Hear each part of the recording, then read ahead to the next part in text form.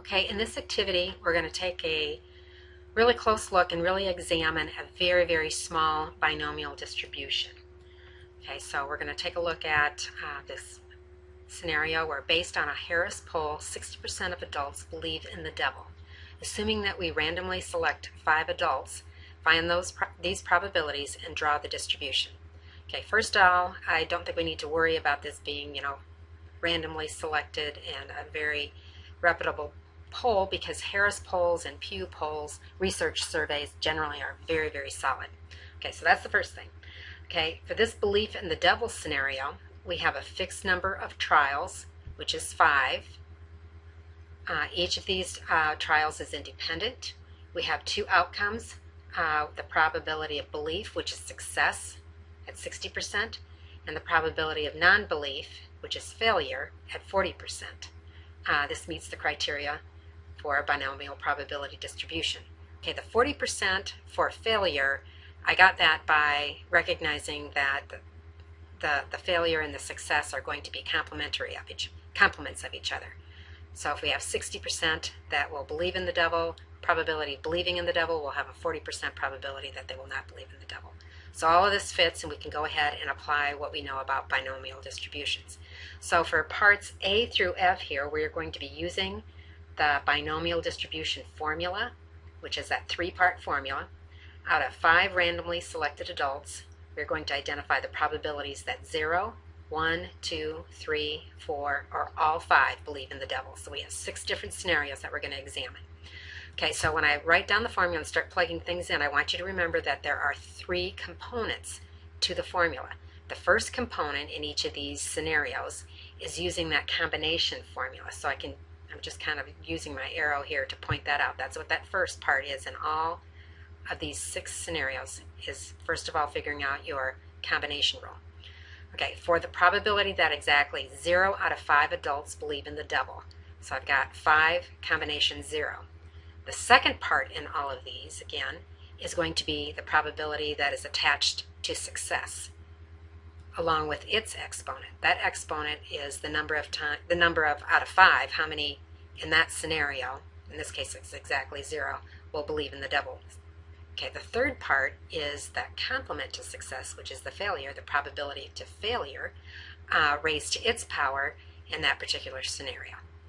So you're going to see some patterns here. The second component is that in each of these is our 0.6, and we can see that we've got ascending powers there, because in each of these cases I'm kind of going in order A through F, looking at exactly 0, exactly 1, exactly 2, exactly 3, exactly 4, exactly 5 out of the 5. Okay, and the third part, all components have that probability of failure, which was 0.4, and these are going to have descending, just the case that I have here, I have everything in order, because in our first one, all 5 were going to be non-believers. And the second one, if exactly 1 believes in the devil, it means that the remaining 4 did not believe in the devil. So that's how our pattern kind of rolls here.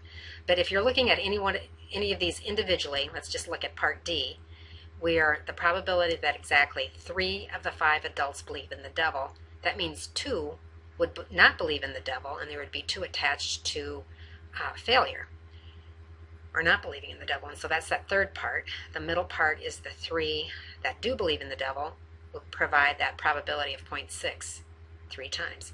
The combination formula, it starts out here, we're out of a group of 5. How many sets of 3? Okay, so you can see each of those parts, and then I've calculated each of these parts and wrote those outcomes here for kind of an interim step. So the final step would be multiplying those 3 components together to come up with these outcomes. So I'm going to zero in on part B again here. The probability that exactly 1 of 5 adults believe in the devil. Okay, so 5 out of a set of 5, how many combinations of 1? Well, it could be the first, the second, the third, the fourth, or the fifth. There's 5 different ways, but we don't have to reason that. We can just plug that in our calculator if we want it. That's how I got the 5. The 0.6 to the 1 power would be 0.6. 0.4 to the 4th power would be 0.4 times 0.4 times 0.4 times 0.4. I hope that I said that 4 times. Would give us this outcome here. So again, remember, we're multiplying a decimal by itself a number of times. Every time you multiply a decimal by something, you end up with a smaller amount. So this comes out to be pretty low. Okay, up here in the first one, I do want to point out that any any number raised to the 0 power is going to be equal to 1. So that's where that second 1 came from. That's really kind of a algebraic exponent rule that I don't really want to go in and prove right now, but if you ask me in class, I'd happily do that. I just don't want to get off the beaten path right now. Okay, so all 6 of these provide separate probabilities for these different scenarios. This would be our entire sample space is provided by these 6 different outcomes. Okay, so the part G through J here, we're going to be looking at a range of probabilities. I want to identify that you need to interpret at least as the lower limit of a range and then add the probabilities above and including that limit. You need to interpret at most as the upper limit of a range and add the probabilities below and including that limit. Greater than would not include the limit and you would start with the next value. Less than would not include the limit and you would start with the next value. I've got a paper or an overview of that I'm going to pop up here in just a second. So our first one in G, the probability that the number of adults who believe in the devil is at least 2. That means it's including 2 and it has to be more than 2. So it could be 2, 3, 4, or 5. That would be these outcomes right here. Probability exactly 2, 3, 4, and 5. These probabilities. So I could add those together to come up with that range, that cumulative probability, which is going to be quite high. The probability that that the number of adults who believe in the devil is at least 3 would be one. I wouldn't include this one here, so I would just come up with 0.683. I need to slide up so that you can see a little more here. The probability that the number of adults who believe in the devil is at most. Now this at most is giving you your upper limit. So it could be 0, 1, or 2. So we would be using parts A, B, and C. So you can see we'd be adding those 3 together. Okay, the probability that the number of adults who believe in the devil is at most 3. I just took my outcome from part I, which was the 0.3174, wrote that down here, and added the next one, the probability of at least of 3, added to that.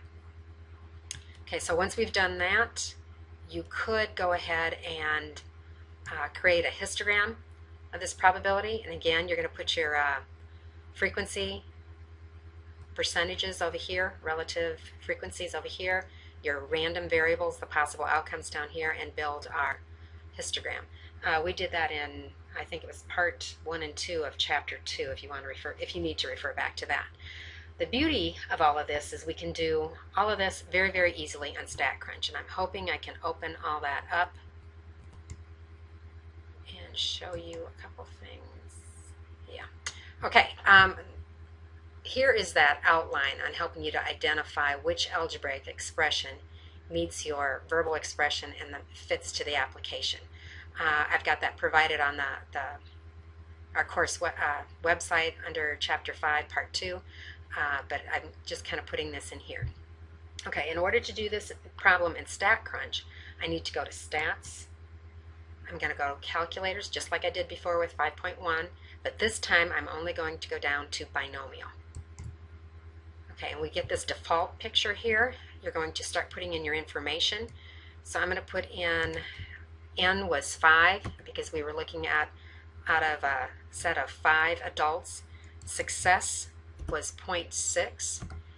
It doesn't require you to enter the probability for failure. StatCrunch is pretty smart and can calculate that for us. Here I need to identify exactly which one am I looking at. And I hope, oh shucks, hoping I can do that right here. If I was looking at exactly, I need to hit equal. And let's say I want to make this 3. And then I need to hit compute. It's underneath there. Okay, so you can see there in the distribution histogram that is provided for us, we are looking at exactly 3. The 3 is going to be highlighted in red, and it gives us that probability that we calculated by hand. So I wanted you to see that you could do this on StatCrunch. If I wanted to know a group greater than or at most 5, this would be greater than or equal to 3, and I could compute that, and it gives me the cumulative. So it's going to be at most 3. So that would include 0, 1, 2, and 3. The next couple videos that I've set on our site give more examples of how to use StatCrunch with your homework. But my hope here on this particular lesson was so that you'd understand the formula, be able to do it by hand, because you're going to need to demonstrate that on an exam, as well as be able to check your work in StatCrunch.